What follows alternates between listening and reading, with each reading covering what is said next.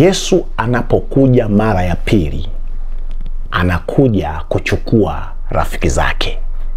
Anakuja kuchukua rafiki zake. Uhusiano wa juu kabisa kati ya mamlaka ya uungu, kati ya taasisi ya uungu na mwanadamu wa kawaida, si uhusiano wa baba na mama, si uhusiano wa Mungu na mwanadamu, ni uhusiano wa mtu na rafiki yake. Unajua, unaweza kuwa na watoto. Ni kweli tunasema wote waliompokea waligefanyika kuwa watoto wa Mungu. Ni kweli sisi ni watoto wa Mungu. Lakini kuwa mtoto wa Mungu ni level pia bado ya chini. Level yetu ya juu kabisa ni mtoto wa Mungu ambaye ni rafiki wa taasisi hii ya uungu. Ndivyo ilivyokuwa urafiki kati ya Ibrahimu na Mungu. Kabla hajafanya chochote, Mungu huwa anawashirikisha marafiki zake siri. Urafiki wa kweli unahusisha siri.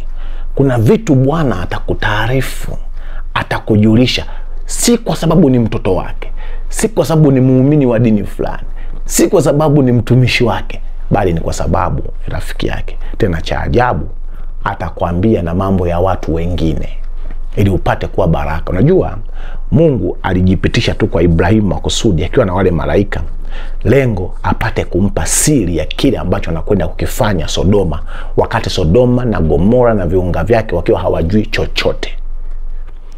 Mrafiki mnabageni, mnaongea na rafiki kama bila vikwazo. Ndio maana alimwambia kuna ndugu yangu kule apate kuokolewa. Ukiwa rafiki wa Mungu, utakuwa msaada mkubwa kwa watu wengi ambao hata hawamjui Mungu.